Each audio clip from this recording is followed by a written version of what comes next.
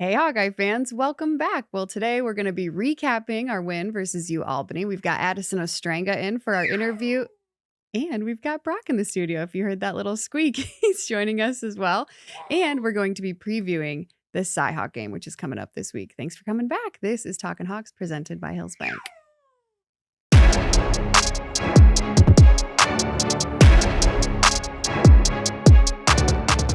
Hillsbank is your hometown financial champion, here to help you score some wins. Because at Hillsbank, managing your money is easy. They've got 19 local branches, 40,000 surcharge-free ATMs around the country, and online account access anytime. Plus, Hillsbank is the bank on campus at the University of Iowa. So whether you're a student athlete or a Hawkeye superfan, Hillsbank helps you get in the game. Visit us today in person or at hillsbank.com, member FDIC. Hey, Matt. Hey. Hey, Brock. How's it going? No squeals. No squeals. How are you? I'm good. God is good. Good. I feel like I look like I aged maybe like 10 years. I'm so tired after yesterday. I'll let the comments take care of that one. Don't you dare. I'm not saying anything. Hashtag be nicer to Matt. Okay. Well, last night was fun. How was it for you? It went. It went. Matt all three kids got in bed. Matt had all three kids all by himself. I left at about 2:30, 2:15. Yep. And got home around 9:30, somewhere around there. Mm-hmm. And so Matt was solo. It was great. Yeah. Brock did terrible, but they made it. And we did it. You did it. Great job. Thanks. Super dad. It's so funny. Everybody's always like, where's Matt? At the games. Oh, he's home with the kids. Home with the kids? He doesn't come to the games? No, unfortunately not. Dax and I will come to one this year. You will be at one. I'm Bye. very excited for that. Yeah. It'll be great. It'll be good. It will be. From my perspective, first game back was great. It was fun to have it be a night game and an early night game. I don't know if I've ever had a 5 p.m. kickoff. I don't know either. Have you? I don't. When you played? Maybe we had like a 5:30 one time, but I really don't remember a 5 o'clock kick. Yeah. It was always 7 or 7:30. Yeah, it was kind of strange, but I really liked it because, I don't know, it was just a good time. And then you got home not at 11 o'clock, you know? Yeah, there's that. But I'm also still very tired. Yeah. I don't know. Feels like the day after a game, it's like kind of like a... I thought you were going to say because the little one wakes up all throughout the night, but you know. Sometimes I forget that happens, if I'm being honest. The weather yesterday was beautiful. Mm-hmm. Perfect football weather. What else? I mean, there was a football game, so not too much to complain about. And you know what? I parked in the Hawkeye ramp, the new parking ramp that they were building last year. Mm-hmm. I know a lot of people were skeptical about this. Like, wait, you're taking away like tailgating spots, all of the things.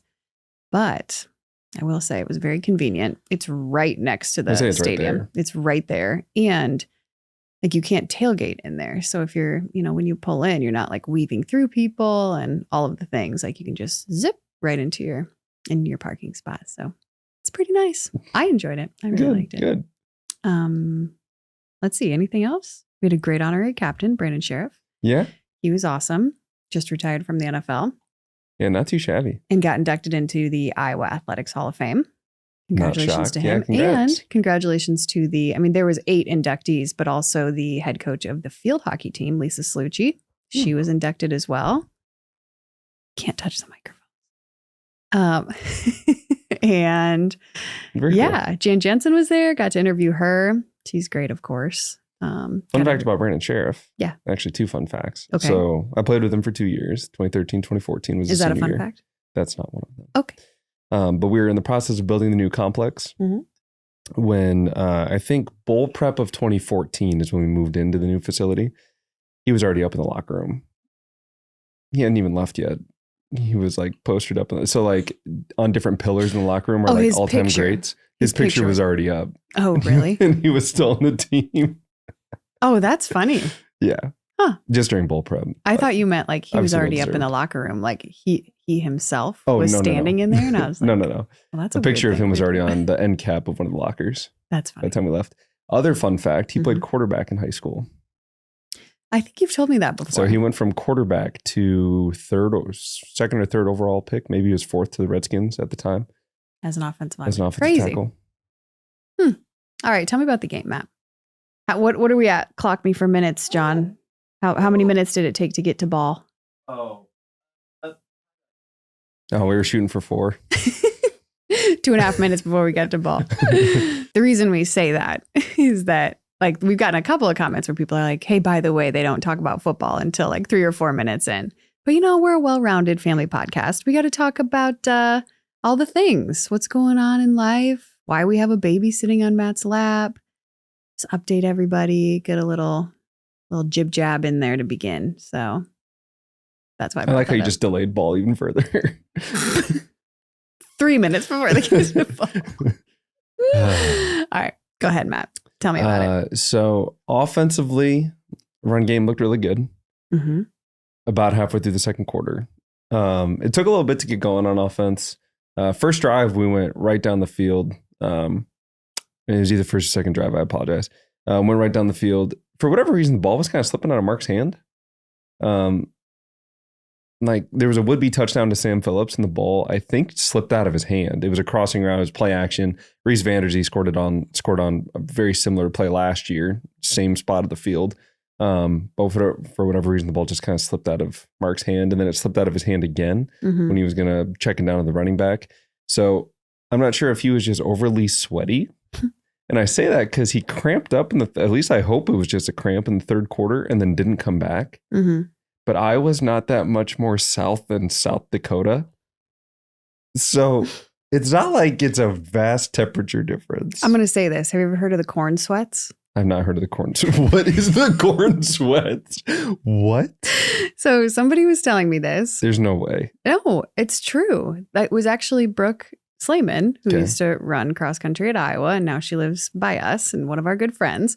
So she runs a lot, and she was saying that when you run through the cornfields, you get the corn sweats. There's some sort of like something about You can't tell me corn. there's that much more corn near the Iowa football facility or near Kinnick. No, just in Iowa, Matt, in comparison to South Dakota. I'm just saying it's a thing that like it makes you, there's something about it that like me, I don't know. There's a whole Instagram post about it. I'll send it to you. You can look at it. But it's true. Yes, that it like makes you more sweaty. So you know what? Maybe he just has the corn sweats. Similar of that to the meat sweats, but All not. Right, well, our thoughts will go out to the corn sweats and Mark. Hopefully he's able to combat that for week 2, which is also a game in Iowa. True. With maybe more corn. So that's great. Continue. Anyway, so the ball kind of slipped out of his hand. Based on what I saw, he wasn't as comfortable as maybe like throwing off his last back step and whatnot. I think just some rhythm stuff needs to get ironed out. But as far as run game was really good. Mark can run the ball. We saw him lower his shoulder a couple times, and that's what he has the big shoulder pads for. That is why he has the big shoulder pads. But I'm not gonna lie, I don't want you to lower your shoulder, big dog. Like, let's. You don't necessarily need to slide, but let's avoid big hits. We're used to seeing some QBs go down over the last couple of years. I'd like to see him finish, a game first from not cramping from the corn sweats, but then also. No, the panic that hit the stadium and I'm sure it was tangible. People at home too when he went down in the end zone, which I thought just off of first glance because I was on the opposite end zone, that happened, and I thought he got like a concussion just the way that he dropped. I was like, oh, that does not look good. Just a cramp, which is fine. Well, and then I think his hammy cramped when he did a rollout pass. I think he actually threw it to Addison or was it Orworth? I can't remember. It was one of our tight ends.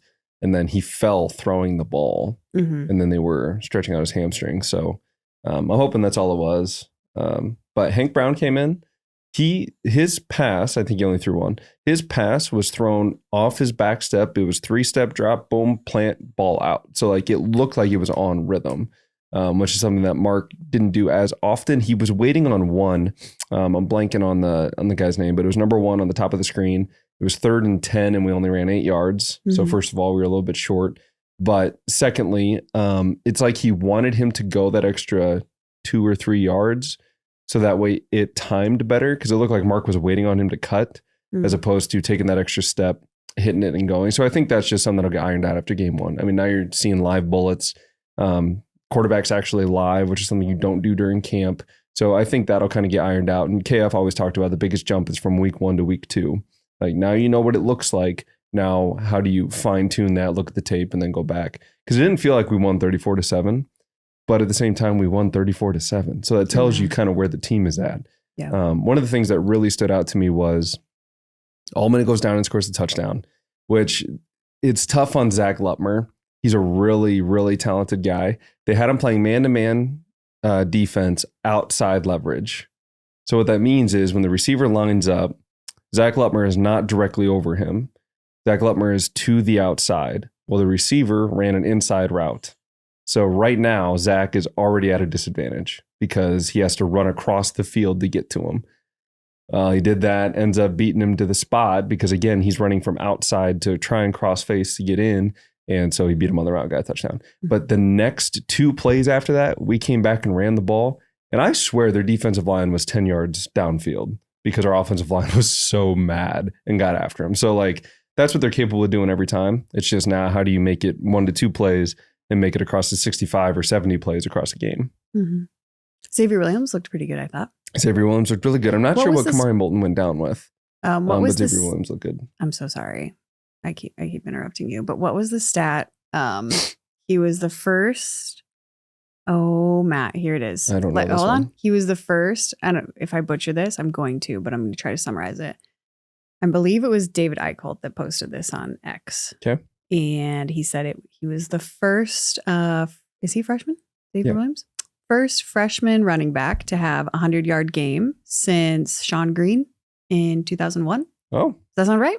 Maybe. That would have been Sean Green's freshman year. So I'm pretty sure that's what David Eichholt put. If I butchered that, you can go look at David's Twitter X account. But I'm pretty sure he had a great game. Yeah, he did really good when he stepped in. I guess that was my point. He was also the beneficiary of some really good offensive line play. Yeah. Some good receiver blocking. I know that one toss that went like 60-some yards up the sideline. Like, there's some really good things. Also, massive freshman, 225, 235. I can't remember his exact weight, but that's a guy that can take a couple hits. He did really good. Mm-hmm. Sweet. How about the special defense? teams? Special teams. They didn't let Caden even catch a punt, did they? Well, Reese, it's so funny because, like, there was one punt where we didn't have somebody directly in his face when he caught it, the punt returner. Mm-hmm. But every other time, the hang time is so long that our guys are just like waiting for him to catch the ball. Like, can you just do this so we can get off the field? Like, because the hang time's so big, which is great because you're not giving up returns.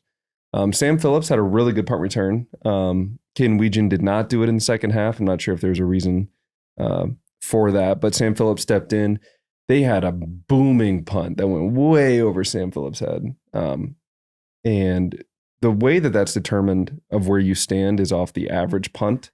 So it's like, all right, he averages about 45 yards. So then there's somebody, normally it's Coach Woods, will count out 45 yards from the line of scrimmage and say, hey, you're going to be at the 36-yard line. So then you stand at the 36-yard line, then obviously you adjust to wherever it's kicked. But it's all based on analytics on how consistent you expect him to be on where it's going to go. And so they set him up there. Kid kicks a incredible punt. And instead of letting it go into the end zone, picks it up and brings it all the way back out to the 50. So obviously got to see some cool things there. 5'7", 180. Not necessarily your typical Iowa wide receiver, but obviously did something with it in his hands. Cool. Anything else you want to say about the game yesterday? Defensively, other than the one drive, I thought we looked really good. I mean, that's kind of what I expect. QB running was a thing that kind of got us every now and then, kind of that bend, don't break mentality. But I know that we're going to get that buttoned up. Rocco Becht for Iowa State does run a little bit. So we'll have to be ready for stuff like that. But other than that, special teams look really good. Drew Stevens from 55 would have been good from 85 as far as I'm concerned. Actually, realistically, probably would have been good from 70. So he's got that leg, which is obviously a weapon. He looked really big. Yeah, he's starting to move some weight in the weight room from what I understand. So it's looking really good. Sweet. Well, thanks for the recap. Yes. Well, thanks for the recap. One thing we need to talk about that we haven't talked about yet. Your unsung hero. Hello. Unsung hero brought to you by JB Roofing. Carson Shire. Okay. Which drives me nuts because his name is Sharar. It's Shire. Yeah, I'm pretty sure in the last episode you pronounced it Sharar, which is how I would looking at it. Yeah, okay. Anyway, so it was coming up. It was when Aaron Graves had a giant sack on the quarterback. And we did what's called a stunt. And a stunt for the defensive line and linebackers is essentially where two D linemen will cross, or a linebacker and D lineman will cross to try and get the offensive line to separate because they have to take their certain responsibilities. So on this one, Carson Shire is doing a blitz, and 44 Merriweather is looping around him, essentially to try and do this. Well, Carson's job is to take the eyes of the center and move them to the side. Because if he does that and the center moves to the side, it'll give just enough space, because the guard's going to go with our D tackle on the right side, just enough space for Merriweather to go through and make the play. So Carson just doing his job of running at the inside, which as you're looking at it on the screen, it would be the top side of the center, to get his attention. So the center goes back, takes him, leaves a wide open lane for Merriweather to come through. Merriweather doesn't make the play, but he at least extends it, and then Aaron Graves smacks him, smacks the quarterback, and gets a giant sack on second or third down. So just doing his job, which is not glamorous. You're not getting the play, but just do your job to free up your buddy. And that's what the Unsung Hero is all about. So Unsung Hero brought to you by JB Roofing, Carson Shire. Great job, Carson. Great job, Matt. All right, we're going to get into our interview with Addison Ostrenga, and we'll be right back. Need a new roof, gutter, or siding in Eastern Iowa? Call JB Roofing, a local and reliable roofer with over 20 years of experience. They do one roof at a time, unlike others who may juggle multiple projects and cut corners. They also serve a 45-mile radius around Kelowna and can help you with any insurance claims. No wait, call 319-656-ROOF or visit their website, jbroofingkelowna.com, for a free estimate. JB Roofing, the small-town roofer you can trust. Hey Hawkeye fans, Big Grove is proud to be an official craft brewery of the Iowa Hawkeyes. Whether you're at the game or watching from home, Big Grove has got you covered. Enjoy an Easy Eddie from the stands or visit them for every Hawkeye game at any of their 4 convenient Iowa locations, whether that be Iowa City, Cedar Rapids, Des Moines, or my favorite, Solon. Cold beer, an award-winning game day menu, and warm hospitality welcome you and fellow fans as we root for the Hawks. Big Grove Brewery, your official watch party headquarters of the Iowa Hawkeyes. Go Hawks. Big Grove Brewery, an official craft brewery of the Iowa Hawkeyes. Enjoy responsibly. The Appliance Barn, a grand appliance company, offers a wide range of high-quality appliances at unbeatable prices. Whether you're in the market for a new refrigerator, dishwasher, or washing machine, they've got you covered. They also have a delivery and setup department to ensure your appliances get delivered and installed quickly. To find out more, visit appliancebarn.com. Iowa City Tire and Service offers the area's best automotive repair while offering top-notch customer service and a unique environment. They have beer. And that makes them unique? No, but they have a really big dog. Again, does that make them unique? I mean, they have cookies for their customers. Not unique. They have great t-shirts. Still waiting for it. They have arcade games like Dig Dug that I may or may not have the current high score on. Still. What? Okay then, Iowa City Tire and Service has over 640 5-star Google reviews, and ChatGPT even says it's the #1 choice in the area. You know, now that you mention it, those guys are pretty great. Check them out at ictire.com or give them a call, 319-338-5401. All right, Talkin Hawks fans, this is our first interview of the season with a current player on the team. Everyone, please welcome tight end Addison Ostrenga. Hey, Addison, how's it going? Good, how are you? Good. Well, it's been a long time coming to get you on the show. Finally on the pod. Finally. You are, I mean, there's more tight ends on the team, but you're kind of like one of the tight ends that plays that we haven't had on. So Yeah. I apologize. It's taken this long. No, it's all good. Zach I'm happy to Wortworth be kind of here. made me feel bad about it because he said you guys that everyone was making fun of you because you Yeah. hadn't been on the pod yet. Yeah, they were a little bit. You but didn't take it to heart. I know. No. We'll take the blame for that. That's Yeah. not a you thing. That's an us thing. We're working Yeah. on it. We'll grow. Oh, very good. Well, we're super excited to have you in. Beginning of the season, Mm-hmm. and we are recording this before the first game. How are you feeling right now, just leading up to Saturday? Yeah, no, I'm very excited. We've had a great camp so far, and the tight end room's healthy, and we got most of the offense back from last year, which is really nice, and a couple young guys stepping up now. But no, overall, I'm really excited. It's gonna be a fun weekend. Cool. How are you feeling physically? Good. Yeah, Good. no issues during camp, and feeling good. Like he's gonna say anything different. People are always wondering. Okay, that's fine. You can give the media answer. Yeah. That's what we're here for. Anyway, well, typically we don't ask the regular media questions Yeah. where it's like, tell us about the game, tell us about the X's and O's. We'll get a little bit into that kind of stuff, but first we just want to know where you're from. Yeah. So I'm from Sun Prairie, Wisconsin. It's a smallish town right next to Madison, Wisconsin. Okay. We say right next to you, like how far? Like 5 minutes. Oh, like literally. Literally, yeah, borders up to. I'm used to Madison. the Chicago people being like, I'm right Yeah, next to no, Chicago. You're like it's not like 45 that. minutes. Like that's not right next to you. Yeah, everybody from Iowa or from the universities is from Chicago. So, but no, I'm right next to Madison. Okay. Ew. Very good. So did you grow up a Wisconsin fan? I did, yeah. Really? Yeah. So well, my dad actually played for Wisconsin for about a year, and then both my parents went to Wisconsin for a couple of years, and I was always a Wisconsin fan. But then once I committed here, obviously switched over to just Iowa. So your dad played football at Wisconsin? Yeah. What position? He was a safety. He was a walk-on. He didn't really, make the team completely. But he tried out and enjoyed his time there. So yeah. That's really cool. Yeah. That's a really nice campus. Yeah. Yeah. It's really It is cool. beautiful. Yeah. Okay. Do you have siblings? Yeah. 2 younger brothers. One girl that plays football at North Dakota, and then the other is a high schooler. Okay. Yeah. Does he play football? Yep. Yeah. They both play football. The youngest one. Obviously, Yeah, I know the other one does. Yeah. Okay. Are you guys all like super tall, or is it just you? My middle brother isn't as tall as me and my younger brother. He's probably 6 foot. And then my youngest brother, he's a sophomore right now, but he'll probably be around the same height as me by the time he graduates. Bunch of monsters. Yeah. No kidding. Yeah. We eat a lot at our house. That's for sure. Yeah. Who was it that we had on that has like multiple brothers that they would drink like? Ellsbury, they had a milk fridge. Oh yeah. They had a milk or like a fridge in their garage that was just designated for Yeah, gallons of Just milk. Yeah. We go through. My dad always talks about it, but we probably go through like 8 gallons of milk a week, or we used to when we were back home. That is so gross. Yeah. I mean, great. It's good for you. Yeah. It just like sounds like a stomach ache. Yeah, no, I love milk. Being from Wisconsin, I was gonna say, yeah, they're kinda- that's kind of like the normal thing there. Fair. That and cheese. Yeah, Mm-hmm. That totally makes sense.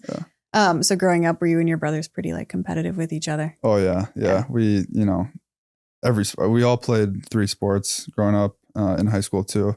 And my brother played hockey for a while, so in the winters it was hockey or basketball, and then in the summer we were big baseball players. So going out on the baseball field, and then obviously football, we were always competing against each other. So yeah, So were you baseball or hockey? I was baseball. I shouldn't say that. Basketball or hockey. Those are the winter sports. But I was football, baseball, and basketball in high Got it. school. Understood. So your middle brother, how much younger is he than you? He is this is a sophomore year at North So Dakota. he's 3 years younger? 2 years. 2. I'm a true senior. True senior. Okay. Yeah, So 2 years and then 4 years. Yep. Okay.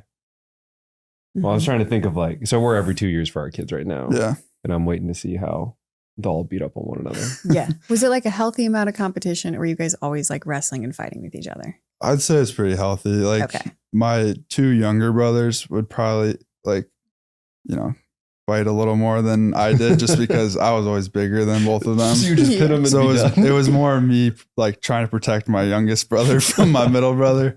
But no, it was always fun. There was never really any super big issues or anything. That might be like a middle child thing. Yeah. I feel like they're A little wild. a little wild card. Yeah. No, yeah, for sure. Was it also Ellsbury that was telling us the story about like dressing up in the mascot costume? And like, And he was the youngest, right? So then he had to run through. I can't I remember don't who think it was. I think that might have been Zach. I can't remember who it was. Either Yeah. way, was that kind of like your guys' thing too? Like kind of like picking on the younger brother to like make him do funny stuff. Yeah, he's definitely kind of had the short end of the stick. Yeah. Anytime we're traveling, he's on the couch or like, Right, he gets the right. worst seat in the car. He's always in the back. Even now, even though he's probably bigger than my middle brother. But That's what I was gonna say. That's not Yeah. even fair. yeah, I know, but so it happens, I guess. You're Yeah. the youngest child. Do you have any funny like sibling stories that stick out to you? Um, Just like growing up. That you can share. yeah.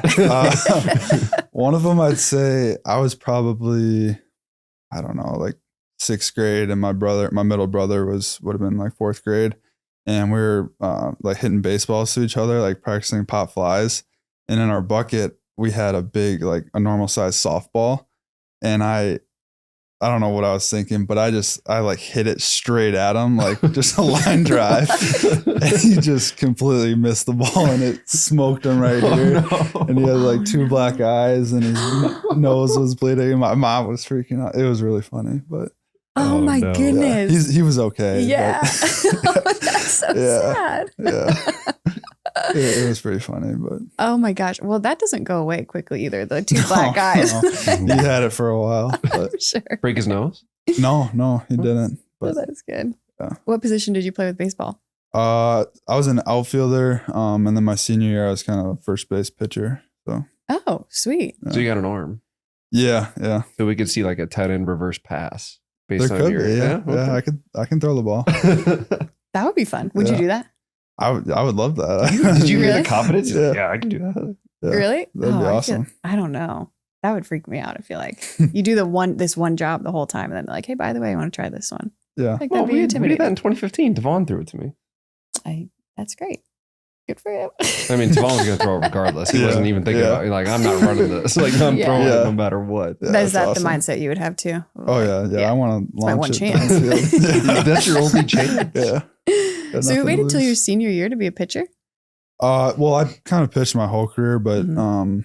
so I was actually committed to Iowa to play baseball. You're kidding. Yeah, I didn't know and so I kind of like growing up, I played a ton of baseball, and then in high school, I started to kind of take it more seriously, and I was doing like travel ball and stuff like that. So in the winters, we'd work on like pitching and arm strength and stuff like that. So by senior year, I kind of figured out how to pitch and like throw a curveball and off speed and stuff like that. So, but yeah, by senior year, I was a pretty solid pitcher.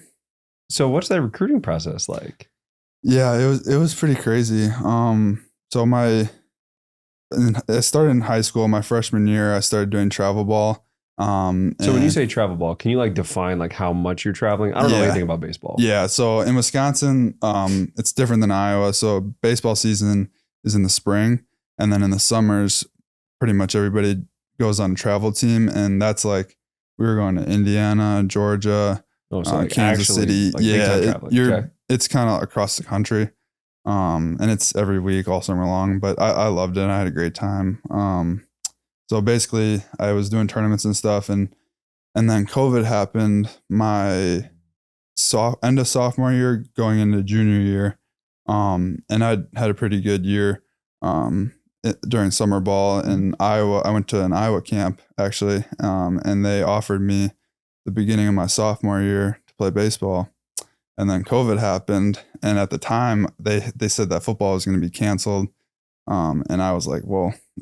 This was my junior year. I was like, I don't want to lose. I don't know if I'll play football again or what's going to happen. Wow. So I was like, so I committed to Iowa for baseball.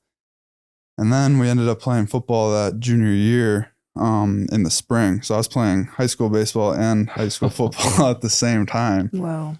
which was pretty crazy. And then after that, they opened up everything. And I went to an Iowa football camp that summer twice. And then Iowa offered me after one of the camps for football, and I switched over to football. So Wow. Was that a hard decision to make? Choosing between the yeah, two? it was definitely pretty challenging. I knew I always wanted to play football more than baseball. But I was, getting looked at at a young age for baseball, and I was like, well, I mean, schools are interested, and this is a pretty good opportunity. So, but yeah, it was definitely challenging to kind of decide what I wanted to do. Mm-hmm. That's like 3 in the last couple of years that were like, I could have gone this sport or that sport Mm-hmm. at Iowa. You think about Yeah. Ben Keeter Yeah. with both, Brody Brecht Yep. with both. No, Addison Ostrenga with both. Like that's like Unique.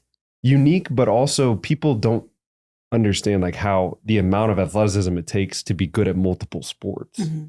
And we talked to Mark Arnowski's interview with us, came out not long ago, which you haven't checked it out, go check it out. And he talked about the importance of playing multiple sports Yeah. and being multifaceted.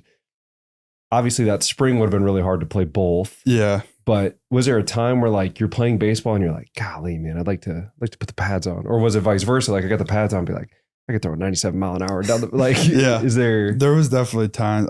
I'd say the biggest time, honestly, was after I came to Iowa to play football. Obviously, that summer, I'd say the following summer when baseball started to pick up. So you'd and- already been on campus for yeah, and Okay. I'd been doing football 24/7, which I loved. But then I saw the guys that I was committed with going out to practice baseball. I was like, oh, that looks like kind of fun out there. But no, I love it, and I'm still friends with a bunch of guys on the team. So yeah. Mm-hmm. Well, and you guys, I think Iowa just started doing like the. You guys do like a softball tournament Yeah. part off season now? Yeah. Can you talk a little bit about that? Yeah, so we do. They started a couple years ago. We do an Iowa versus Iowa State softball game. This is like a real softball game with like real softball on a Dang, okay. diamond.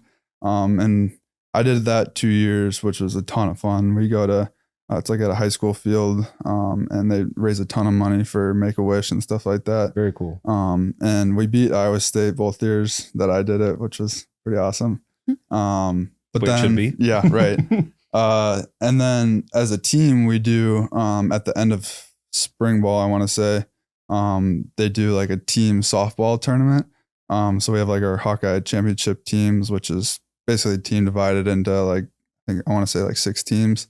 And they do like a full out bracket, and you got to win like 3 games to make it to the championship. And then everybody's really watching the game. It's pretty awesome. So are you a pitcher in that too? Yeah. Well, the big thing for that is you want a good first baseman, because most guys can't, catch a softball. You would think it'd be pretty easy, but you'd be surprised. Like the difference between a football and a softball can be challenging for some guys. But so you're a first baseman. Yeah. For that, I was first base. Yeah. Do you guys you don't use a real softball for that, No, do you? it's the same size as softball, but you're able to, like, nobody wears gloves. You just Right. can catch it barehanded. Yeah, they've posted some like highlights of that stuff. It looks so much fun. Yeah, it's fun. a ton of fun. It also looks like the competitive spirit comes out in a different way. Yeah. Guys, I feel like that could get a little nasty. Oh yeah. Does it ever get like, whoa, guys, relax? A little bit. And I mean, this is like the very last, like this is at the end of spring ball. We're about to go home. Like this So you've following. been beating up on each other for the last 5 weeks. Exactly. Yeah. This is the final thing we're doing. And they do, like, the winners get like these nice hats. So it's like guys aren't messing around. Like, this is like the real deal. So great. Yeah. Have you been on the winning team? I won this year. Did you? Yeah. So, Great You have a job. little golf clap here. pretty awesome. Were you with the MVP?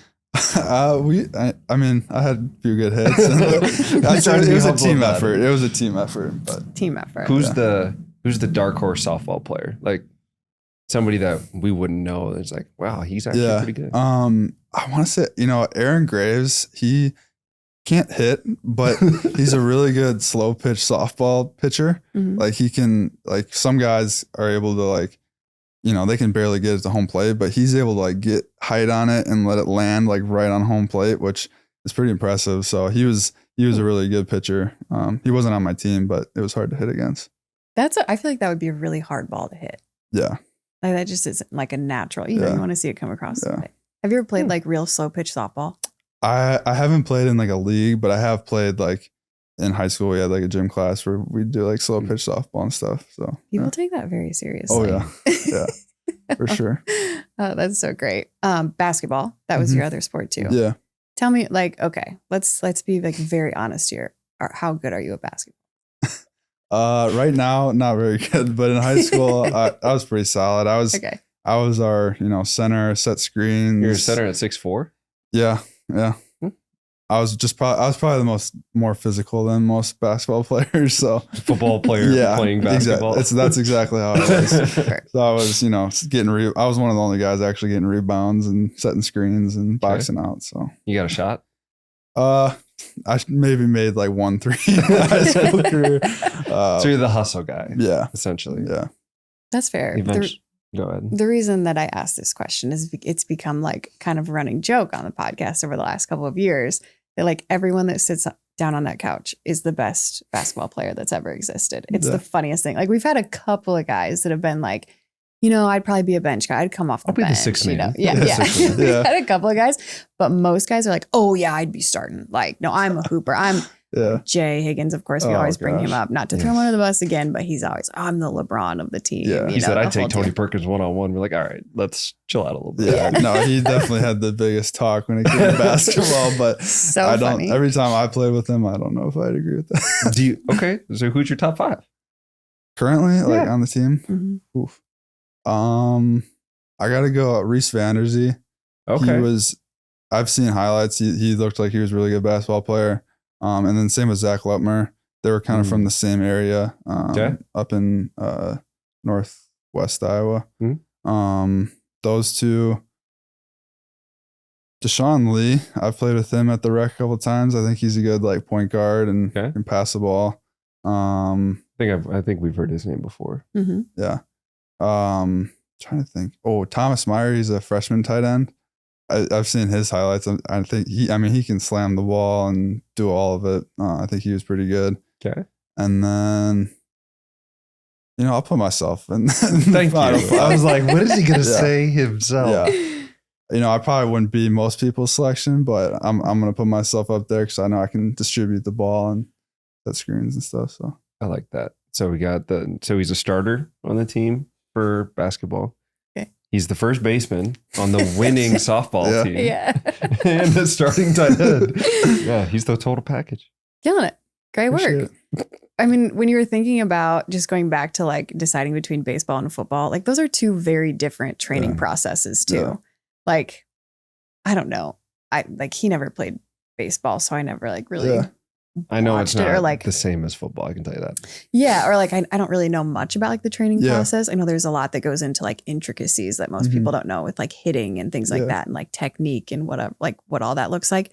With football, it's a lot of like ground and pound, like you're GPP going. type stuff, Yeah, like general yeah. physical preparedness. Yeah, yeah. but like I'm trying to phrase this correctly because I don't want to say baseball isn't like a difficult thing to train for. Yeah, no. but I It's think not football's- contact based. Yeah. Yeah. We'll go with that. Yeah. Yeah. That's kind of more what I'm trying to say. Was there ever a time when you were training for football that you were like, I could really just be catching some pop flies right now. I could really just be working on like bringing my hips through for that swing. Yeah, no, there's been workouts where I'm like, that baseball life doesn't sound too bad.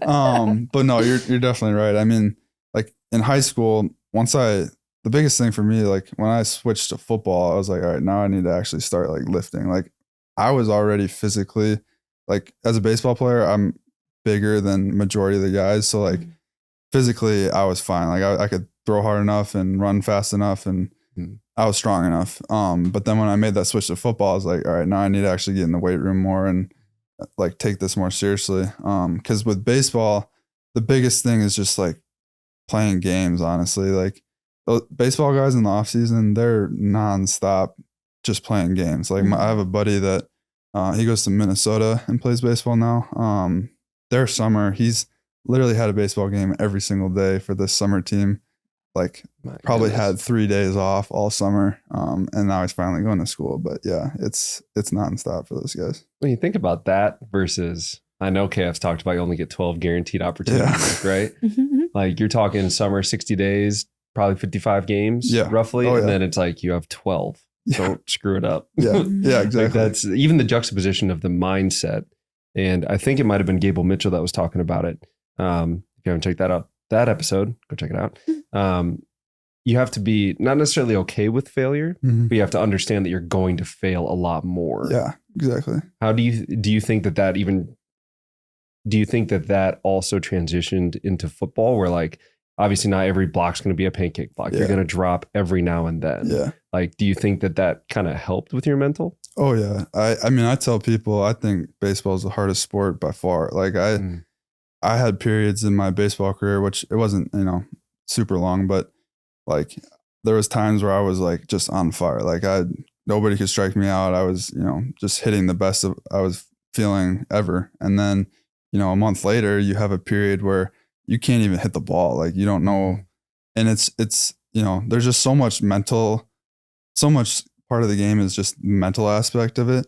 But I definitely think that helped me going into football and playing college football, especially is like, you go from being the best athlete on the football field and just dominating everybody to like failing, like you said, the first camp practice, you're getting knocked out by Jack Campbell and I have no idea what I'm doing. But no, I definitely think that helped me, gain confidence and know that, you're going to fail, but you just got to keep working. So I feel like the juxtaposition, like now that I'm thinking more and more about it, it's like, all right, you go strike out, you have to sit on the bench and just wait and sit in it. Yeah. Right. Whereas like you go out there and drop a pass, if it's not third down, right. You're just going to run back to the huddle 30 seconds later, and then you do the next play. Yeah. I don't know, just thinking about how long you have to sit with some of those failures, knowing that it's going to be, I don't know what a good batting average is like in high school. I know in the pros, like if you're 1 out of every 3, you're at a good clip. Oh yeah. Like, I don't know is it a little bit higher than that in high school? I'm assuming. Yeah. I mean, there's the really good players can hit like 500 in high school. So, Dang. But that's still failing half the time. Yeah, no, exactly. That's what I was gonna say. It's like majority of the time you're failing in baseball. And it's just, you just got to keep stepping up to the plate. And yeah. So when you would go through those like drought periods where you're like, I can't even hit the ball. Like, how do you get yourself out of that? Or is it just, you just keep going? Like you just have to keep getting up to bat. I feel like it's just, you got to keep going. And I think, it's good to like take breaks too. Like, cause for me with travel ball, I'd start, it was basically all year long because we would do winter workouts to like work on getting our arms ready for the season and, hitting obviously to just stay loose and keep going. And then once spring started, we were starting high school baseball, and that was every day. We were playing games probably 3 or 4 times a week. And then summer came, and you were playing tournaments like every single weekend. And it was we had this van. It was probably like a 10-person van, and the whole team would just get in. We'd drive from Wisconsin to Indiana to Atlanta, Georgia, all the way to Kansas City. Jeez. And it was just nonstop. But no, it's a grind. But it's just, you gotta just stay loose and try not to think about that. Like you were saying, you have to sit with that last at bat. You just try to flush that and move on. But I feel like the amount of time that you spend with a baseball team, or this is a football interview, we're talking about baseball so much, but I feel like the amount of time that you're with your team, it like almost just goes back to that like boys sport, like with football, I think you're more expected to be like, this is like a man sport, like next man in, like, I don't know. I just feel like there's a different, you watch the guys when there's like a rain delay and it's like, you're out there like slip and slide out on the, you know what I mean? Over the tarp on the thing. It's not that it's not serious, but it comes across as not serious. Yeah. Well, right? I think it's just the antics that like you see in baseball, you would never see at especially Kirk Ferentz's football team, like the rally caps and the silly things after the interviews. Now it's not during the game, but like, just like that kind of stuff is like totally different too. Were you that kind of guy that's like, I'm going to celebrate on second base if I hit a double and like you're doing the funny dances? Or not? Because I'm gonna guess not. I was. I mean, were you really? Yeah. Every team has like their double celebration. Okay. Like ours was like you break a grenade and throw it into the dugout, and everybody would act like it was exploded. So with baseball too, it's like a lot of it. You're traveling with the guys so much, like especially college baseball. They go on like they'll play a team like all weekend, and they're going on a bus from Iowa to who knows where, like Kansas or wherever. And that whole week you're just, hanging out with your boys and in the hotel every night. Like those guys, I feel like they're traveling a lot more and have a lot more free time together with that aspect. Whereas football, it's like you said, it's like 12 opportunities. Like this is it. Like you're not screwing around on the sidelines or messing around in the locker room pregame. You're, focused but yeah, no, they like to have fun. Baseball guys like to have fun. I know KF's lighting up a little bit. Yeah, I've seen the headphones. We didn't have headphones out there for pregame. He's definitely, from what I've heard, he's lightened up quite a bit. So, although I will say, I did see him do a slip and slide one time at practice. Coach Ferentz did? Coach Ferentz. Really? Yeah, it was downpouring, and it was when the turf outside was still grass. Yeah, and so like we could barely get anything done. It was like 20. It might have been 20, like the spring before 2015 or something like that, or 2015. It was just downpouring out there, and he did one slip and slide. That's awesome. I wish I could have seen that. Because Doyle was there. We were trying to get Doyle to do it. I can't remember if he did, but KF, just one time. That's sweet. That's so great. That would be awesome to see.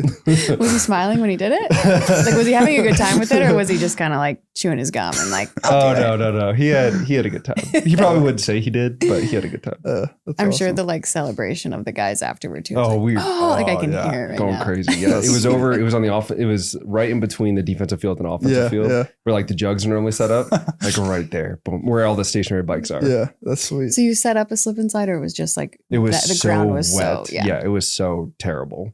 Like we could barely practice. Yeah. And we're like, go. I think I might have been camp of 15. Okay. And that's awesome. Very funny. So could we see like a grenade celebration on the field now, or no? Like we're not doing that. That would take a lot of coordinating with the amount of guys on a football sideline compared to baseball. Can you imagine? Oh my. Okay, what you dress 100? No, 95. Yeah, I think dress 95. That's right. If you could have all 94 other guys, that would be legendary. That would be so You know how mad Cam would be. Yeah, we're spending time practicing celebrations. We're doing 9 on 7. Yeah. Wait, Yeah. so funny actually. Just last night we were talking about our son is playing flag football. Oh, really? Yeah, and Matt's a coach, and Oh. he's only 4. Our son's Okay. only You 4. can only imagine. Yeah. Yeah, so it's really good quality stuff. But my brother-in-law, they were talking about like, oh, Dax, what's your celebration going to be when you score a touchdown? He's like, oh, I'm going to do a dance or something like that. And my brother-in-law was like, yeah, Matt's over there thinking like, act like you've been there before. We're not celebrating after touchdowns. And I was like, well, you definitely learned that at Iowa. That's for sure. It's ingrained. It's right there. Yeah. I said I would let him have a little bit. Yeah. At some point, it'll become more common. Yeah. But if he wants to do the hot dog dance from Mickey Mouse Clubhouse, he can do that. Yeah. That's funny. That's awesome. Which is what he says he's going to do. Do you Although have any? he's- Sorry, go ahead. Do you have any kind of celebration like for football? Like I don't know if I've ever like. See, it's hard. Like we get yelled at if we do anything Fair. in I mean, like practice. the- Like a first down thing? No, yeah, something small, but like then we go and play in Missouri last year, and they're spinning the ball every time they get a catch and all this stuff. So I don't really know the rules or what we're allowed or not allowed to do. Yeah. I just give the ball back to the ref Yep. and get back in the huddle. So Best just to leave it alone. So going back to like your recruiting process, what other schools were recruiting you outside of Iowa, baseball or football? yeah, this was it honestly. So Really? for baseball, Iowa was my only baseball offer, and then for football, Iowa was my only football offer, which is pretty crazy. Did you have walkout opportunities? No. That This is was it. Bizarre, right? Because you would think that like once you get one, then other Yeah. teams usually follow Yeah. suit, And but that didn't happen. I huh? thought that too, but you know, so I went to 2 Iowa football camps. The first one, they kind of talked to me, and you know, at that time I went to a couple. I went to like the Minnesota camp and Wisconsin camp and a couple others, and I was just trying to get my name out there. And Right. this was right after COVID, so everybody was finally, you know, back on the field doing stuff. And they kind of talked to me, and they're like, you know, we're interested. Just keep on working. Send us your film. You know, all the basic stuff. And then at that camp, Wyoming. I don't know if was Coach Polisek here when you were here. Tim, yeah. Yeah. Yeah, he was there for, I think, my last 2 years. Okay. Yeah. So he went to Wyoming for a couple of years when I was in high school, and he was at the Iowa camp, and he's like, hey, if you come back to the Iowa camp, we'll be here whenever it was. And he's like, I'd love to talk to you and maybe give you an offer. And then after I came back to the second camp, and Brian Ferentz talked to me, and they ended up offering me after that. So I probably would have got offered by Wyoming, but he knew I was going to go to Iowa once I got that offer. So There you go. What was the conversation like with Wisconsin, or was there any? they didn't really do much, honestly. I talked to, it was Coach Chris at the time. And, you know, they didn't really pursue anything. They just, you know, they said, we're interested in you. Just keep working and That's it. we'll be in contact, but they never did anything. So, So do you feel a little better when you go play for the Bull? oh yeah. Yeah. No, I'm happy. I mean, since I've came to Iowa, they've gone through a whole coaching change and all this stuff. So, Mhm. and we've beaten them every time I've been here. So Not too shabby. yeah. Yeah. That's been an interesting one to watch, like the shift. Yeah. Like the run first offense, and all of a sudden they're like throwing the ball all the Yeah, I time. know. That's been kind of weird to watch because it just doesn't even feel like natural Oh yeah. to watch, you know? And, you know, being from Wisconsin, I hear all the news about it, and you know, Wisconsin fans aren't happy about the big change, but yeah, it is what it is. Yeah. I feel like that would be hard as a Hawkeye fan too. Cause like you kind of like, that's kind of your identity. Yeah, You know what I yeah. mean? And that's kind of what you grow up like, if you grow up watching Wisconsin, it's like, oh, Yeah. I enjoy watching that type of football. Yeah, It's not the yeah. most exciting. Yeah. Like, it might end 10-3, Yeah, but that's what we're here for. 10-6. 10-6. What year was that? That was 2015. That was when we won up there. You could tell me that's It's the a thing, reunion too. of that. Are you like this where like you can go back to a game and not only say like what the final score was, but it's like, oh, I remember in the third quarter when it was second down and like, can you do that? Yeah, I'm pretty good at that too. Oh, it drives Especially me if it was my team. Okay. Yeah. If you're playing, like you Oh, remember yeah. almost everything. Yeah. Yeah. Even if you don't mean to. Yeah. No, for sure. It drives me crazy because it's like, you don't remember that? Oh, I don't remember what I did last Thursday. I have Yeah. no idea. That's fair. Wow. I'm just, I'm very shocked that there wasn't any other like recruiting stories behind Yeah, that. That's so no. cool though. Yeah. Just knew it was going to be Iowa all along. Yeah. What was your first camp experience like with Iowa? Like you said, like you got there and you get like laid out by Jack Campbell. I mean, that's got to be like, hey, welcome to college. Oh but. yeah. No, it's pretty crazy. I mean, you know, it's a grind every day. So were you in? Sorry to interrupt, but were you in the hotel the whole time, or were you a week? We were in home? the hotel the whole time. How many days? I want to say it was like 20 practices plus, you know, a couple So you're off probably days. just under 20 days. Yeah, probably a little under a month in the hotel. All right. I'm always curious. We went 22 my sophomore year. And Oh, really? That was fun. Yeah, so Is what fun. it was. It was fun. Were you guys at the hotel where you had to like bus over? Mhm. Yeah. Vans. I was always on the med van, 615. Yeah, get on that med van, get your ankles taped, get whatever else you need. Yeah, I got a U treatment beforehand. My Jake Hewlett was a defensive lineman. His locker was right next to mine. And every night during camp, we'd look up and it's like 9:30. And knowing we got to get on that 615 med van, go, see you in a couple hours. So like, screw you, Jake. Like, I don't want to. I don't want to know that. I mean, we're pretty fortunate now being right across the street. You just get to walk right over. But no, it's the same thing. You look up at after meetings get done, you look up at the clock. I'll be right back in the seat in a couple hours. Wait, so you guys stay on Melrose now? Yeah, like that place. Yep, at the courtyard. That's really nice. Yeah, Jeez. it's a super nice hotel, and they have like on the top floor they have like meals and stuff. And so like they'll feed us not every night, but like, you know, on the off days or on the weekends, we just get to go to the top floor and eat there and have breakfast and stuff. So it's pretty nice. Yeah. Yeah, that works out really well. Yeah. Okay, yeah. So first camp. Yeah. What was it like for you? Yeah, so it was pretty crazy. So my freshman year, the tight end room, it was me, Sam Laporta was here. That was his senior year. Luke Lachey, Steve Stilianos was came in when I did. So we had a pretty good room. Monty Potabom was here. And then defensively, Jack Campbell and like Lucas Van Ness and all those guys. Yeah, all those guys. But yeah, no, like this was like the first practice where we had like shells on and just helmets, and I was running. It was like 7 on, and I was just running like a cross route, and I caught the ball, and Jack Campbell like just smoked me. And I was like, oh my goodness, like this is college football. I learned that they get mad at defense for hitting you, but they're not mad.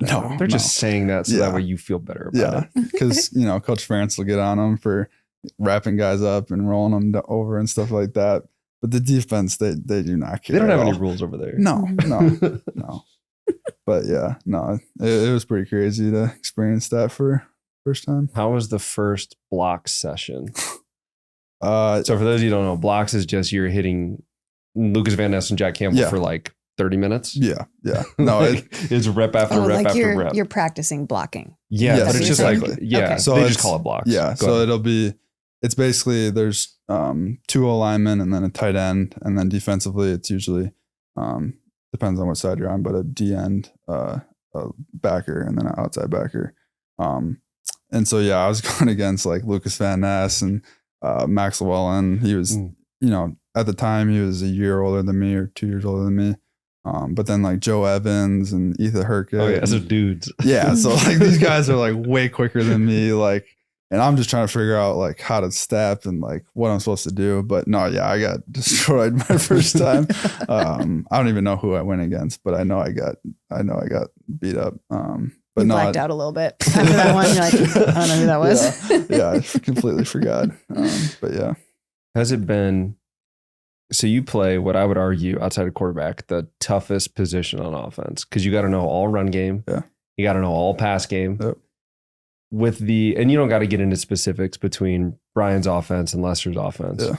But was it a massive shift for you, or was it kind of helped out between the two? Because again, like you got to know everything. Yeah. I wouldn't say there was a massive shift. Honestly, I'd say like coming from Brian's offense to this offense, it honestly helped just because with Brian's offense, he was using the tight end so much to kind of do everything. And then with this offense too, they kind of expect us to do the same. So I think that helped us like shifting from his offense to now. You know, between obviously we got to block and do every type of block, but then also at the same time now with this offense, we're kind of moving around at receiver positions and stuff like that. So I think coming from that offense to now, it definitely helped with that transition, just because we were used to kind of being asked to do everything. So I definitely think it's helped. Because it's like, I remember George would talk about like what he's got to do on this reach block or whatever. And it's like, all right, so you're going to reach Lucas Van Ness, but now you're going to run a route on Xavier Moncler 2 plays later. Yeah, like exactly. It's being able to do all of that, I think, again, goes to the athletes that we have considering or consistently in that room. Yeah. I mean, you think about how many NFL guys have come to that room just since even I was playing, between George, Noah, TJ, CJ Fedorowicz before then.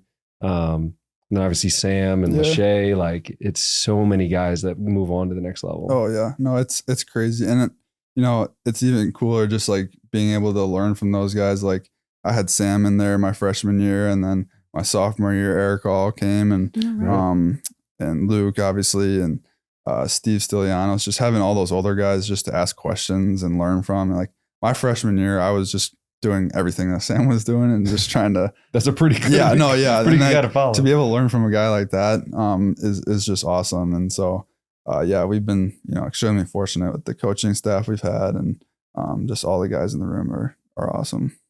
Sam kind of seems like an old soul. Is that right? Yeah. No, he's a great guy. Yeah. I feel like that would be a good person to follow up. Yeah. Are you into Harry Potter as much as he is? No. No. What kind of, so if you're not into Harry Potter, what are kind of your hobbies outside of football? Yeah. I like to golf a lot in the summers. You a good golfer? I'm pretty good. Solid. So just chalk it up, add it to the list. Yeah. Okay. Me and Zach Wortworth golf all the time. Who wins? Me. Yeah. Zach wouldn't say that. I'm pretty sure he said he shot like a 38 at Finkbine or something like that. He's good. No, don't get me wrong. He's a really good golfer. But when we play against each other, I think I get kind of a mental edge on him. Like, he gets in his head a little bit. And but no, yeah, golfing. I like to fish. And then I do a little bow hunting. Like, obviously during the season we can't go much, but like in the spring they have like archery ranges and stuff I'll go to once in a while. So bow hunting is really hard, isn't it? Yeah. No, it's like a hard thing to nail, like to learn. And like, I remember trying to like, at one point my brother was doing it and like trying to like pull it back. Yeah. It's really difficult. And like, there's ones that are like more heavy than others, right? Or something like that. No, for bow hunting specifically, the bows it's the pullback is a lot stronger just because you want it to be faster and more accurate. Mm-hmm. And then too, like with bow hunting compared to like normal gun hunting is you got to be close enough to the deer to like actually get in range. So that's another challenging part about it. But yeah. Is that something your dad did that you just? Yeah, that's where I kind of learned it. Is he would always go, and it's just kind of something because you really got to be focused and just takes your mind off everything else. So. And you're waking up at like 4 a.m. to go out to the thing. I don't do that as much. No. My dad definitely does for sure. Do you ever bring anything back for Jennings to cook? I should. I need to start doing that. You could bring anything back. Oh yeah, anything. And he'll cook it. Anything. You could be a lizard. He's like, sure, we can make a stew out of that. That sounds great. Yeah. You'd probably say it just like that. Yeah, Just exactly. matter of fact, like, yeah, throw it in. I've already done that. Yeah. When he came on last season, he was telling us about the raccoon stew that he made. Yeah. Yeah. Heard about that. Oh, you can't tell us firsthand if it was good or not. You didn't try it. I didn't try it. No. No. But yeah, I've heard about it. So you just go ahead. No, go. Do you just hunt deer or do you do other animals Just too? deer. Okay. I've always wanted to go like duck hunting or other turkey hunting too. I've always been interested in, but just haven't had, because a lot of those seasons are during the fall and we don't have the time to do that. So with duck hunting, do you wear the whole like thing? The like camo and everything? Well, like camo, but I've seen people and it has like grass on it. Oh, like ghillie the suit? full Is that what like it's called? camouflage. Like I know what you're talking about. And then they like hide down in the Yeah. things. I've never done that, but it looks pretty cool. I think that'd be fun. Yeah. What were you saying? No, I was going to make a dumb joke. And for whatever reason, the bad dad jokes are just on repeat in my head right now. I'm glad you held the back. Yeah, I did. Thanks. Only because you cut me off, but yeah. Oh, very good. Well, this has been great. Yeah. Thank you so much for finally getting to come into the I appreciate podcast. it. It was you. It was you that was holding us up. You're so busy. You have so many things going Yeah. on. That's Yeah. all. But we really appreciate your time and we wish you the very best of luck the rest of the season. Yeah, thank you Looking very forward to much. watching Yeah, I appreciate it. Thanks for having me.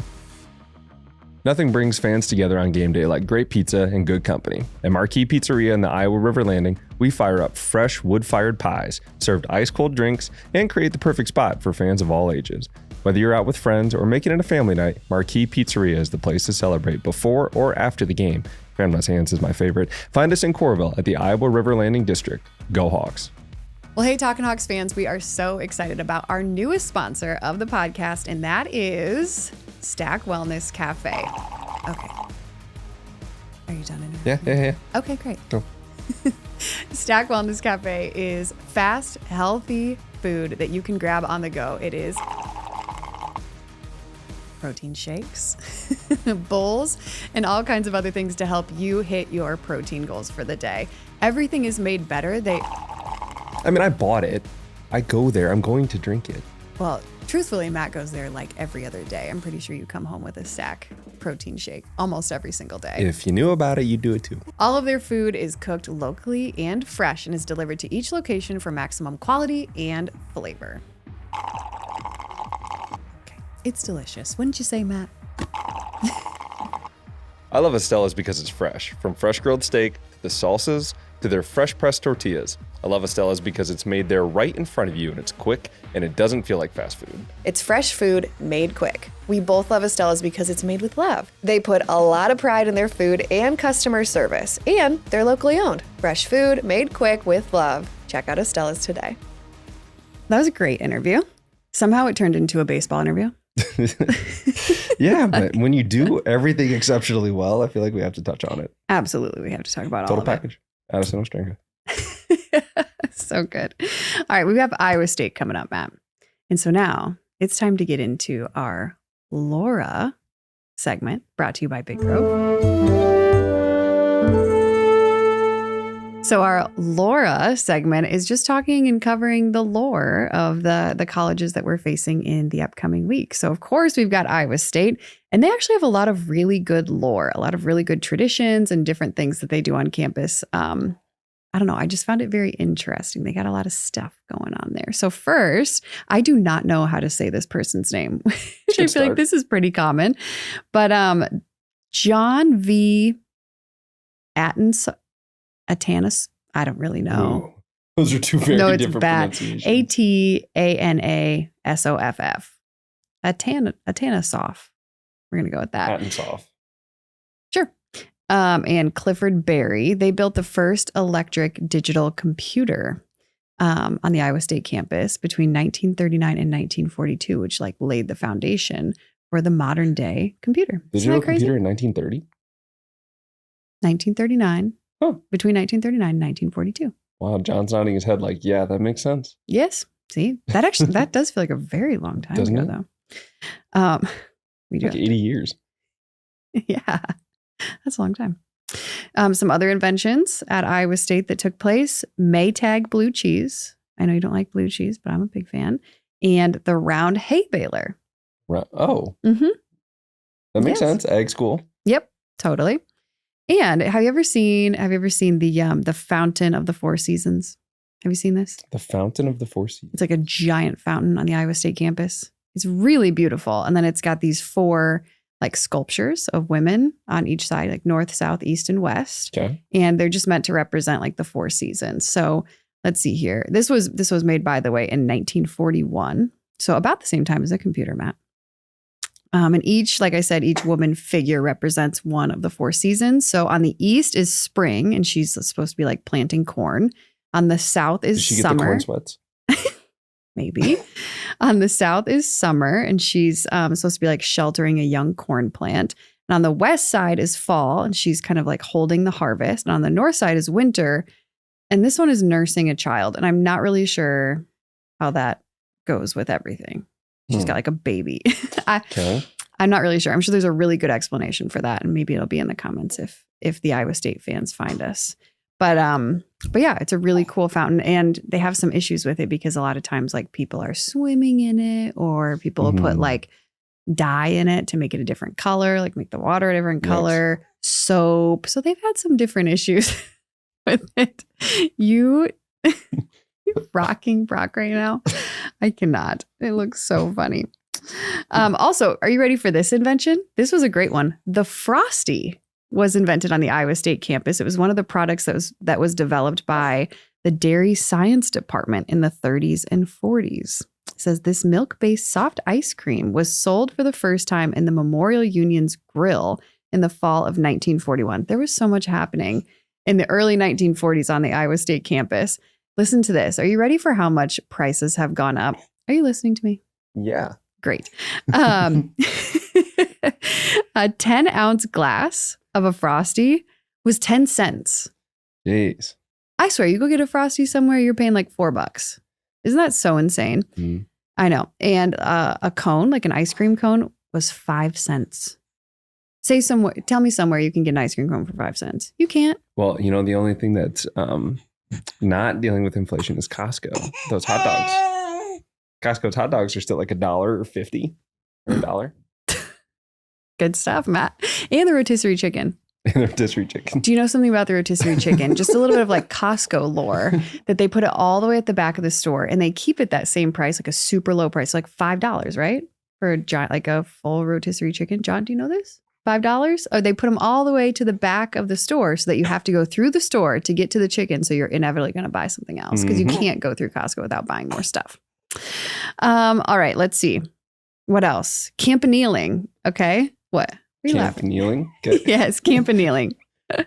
So legend is said that, I mean, this was a long time ago. It's a little bit different now, but it used to be that an Iowa State woman is not considered a true co-ed. I don't even know what that means, but now they say you're not a true Iowa Stater unless you've been kissed under the campanile, which is like a giant clock from what I understand, at the stroke of midnight. And after the kiss, this is the weirdest thing. After the kiss, she must anonymously drop jelly beans outside of each girl's door in her house. Like, what does that mean? Who thought of that? Is that so silly? Brock's staring at me. Sorry. All the podcast listeners are like, is she okay? And then the other thing is any senior who hasn't achieved co-ed status, so hasn't kissed somebody under the campanile at the stroke of midnight before graduation, has to put lemon drops by all of the doors. Because she's sour about it. All the girl. Yeah, I guess. And this legend, it says, lives on during mass campanealing at homecoming. So I guess a lot of people just go to this clock and like kiss at midnight. Or if it was at Iowa, you know, it's funny though. If this was at Iowa, I'd be like, isn't that so cool? Isn't that so lovely? But because it's at Iowa State, I'm like, isn't that so weird that they would do that? But they do that during homecoming or during the Friday night of senior week. Mm-hmm. And that was found in an article from 1960. So It's been going on for a really long time. Okay, the last thing I have for you is Visha. Have you heard of this? I have not. Really?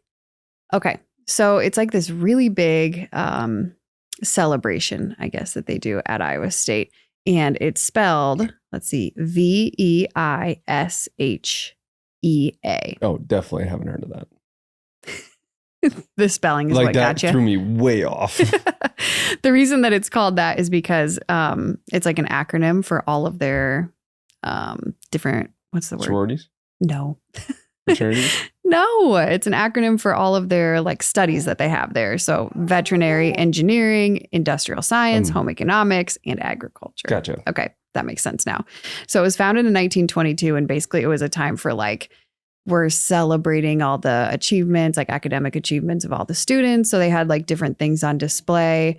They had a giant parade that they would do. And then it like very slowly as time went on, just kind of turned into a giant party. So a lot of people used to like go to Iowa State for Visha, even though they didn't even go there. And then it was just a big party. And then it turned into a lot of rioting. So in 2014, it was the last year that they celebrated Visha because they had this massive riot.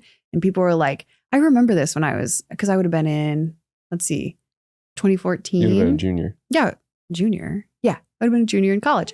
And I remember this, like people were climbing light poles. They were flipping over cars. No, I don't remember Yes, this. Police had to use tear gas to like calm everybody down. I mean, this was like a real riot. It was ridiculous because people would travel to like go to this. And yeah, it was just this massive party. So that was the last year that Visha existed. Wow. A little bit of lore for you. That's some real lore. I know. That was actually really good. Iowa State has some weird stuff. And that was Laura, brought to you by Big Grove. Nice. Mm-hmm. All right, tell me about the game. What's happening?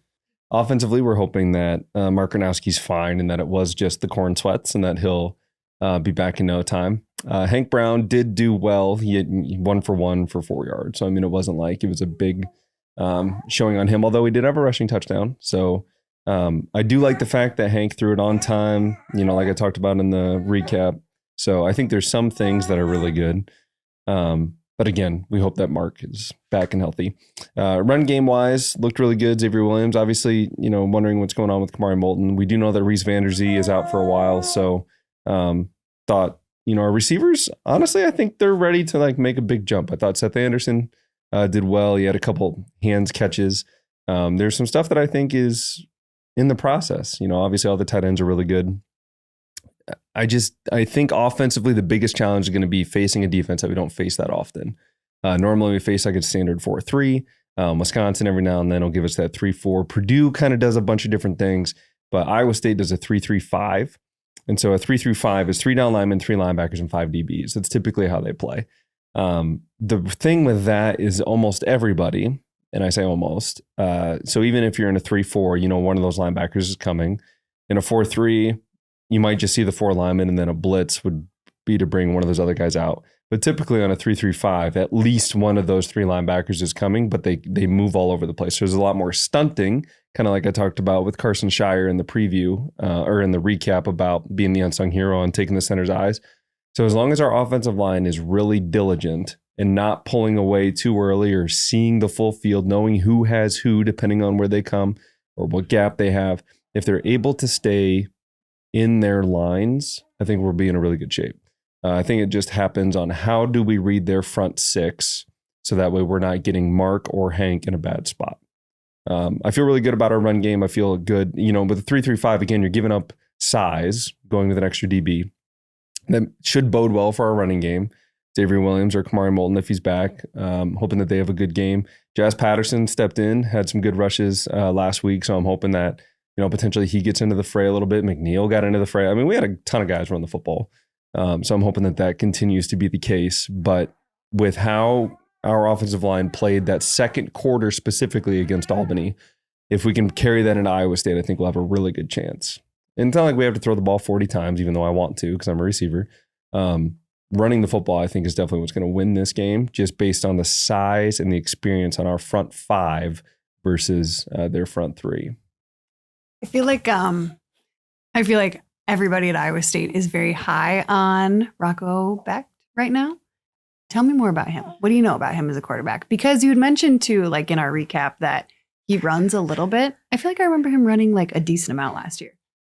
He does do a few things. A couple read options. There were a few designed runs for him against K-State because they've already played 2 games. They played K-State and South Dakota. They played over in Ireland, which, by the way, you pointed this out, but I'm going to take credit for saying it on the podcast, that their AD had to make a specific post to tell Iowa State fans to wear their own colors because they're so used to not wearing their own colors.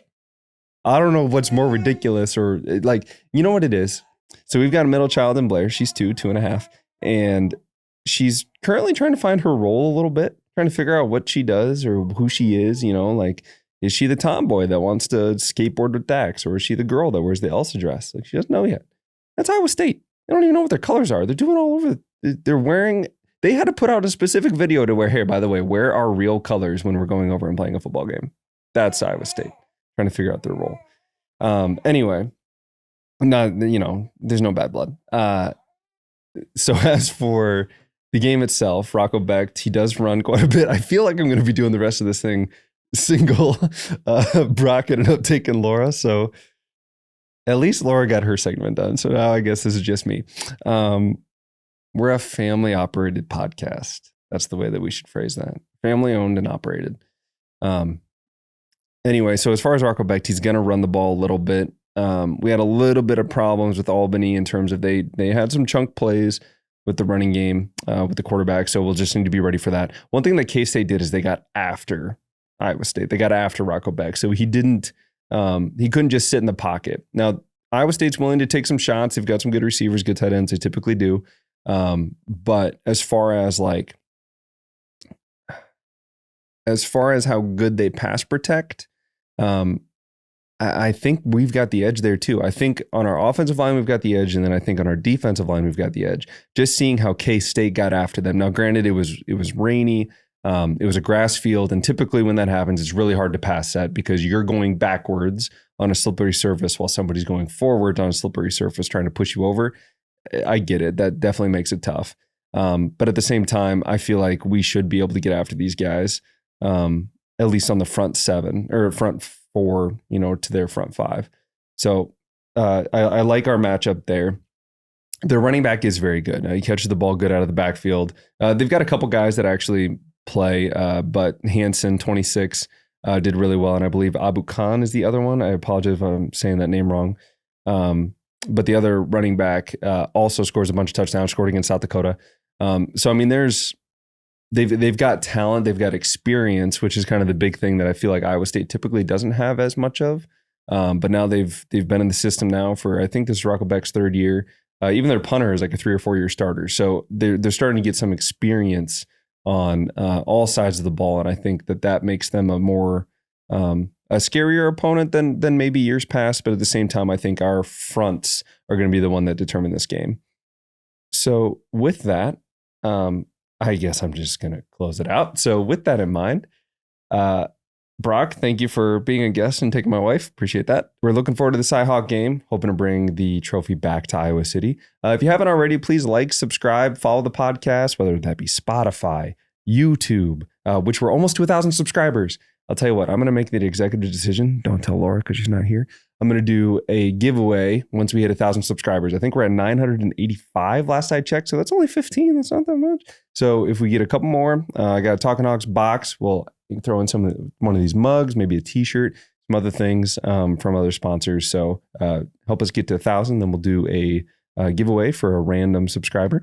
Looking forward to that, as well as I think I said Apple Podcasts, Spotify. Now I'm just rambling, but just enjoy the podcast, and we're looking forward to next week. Go Hawks.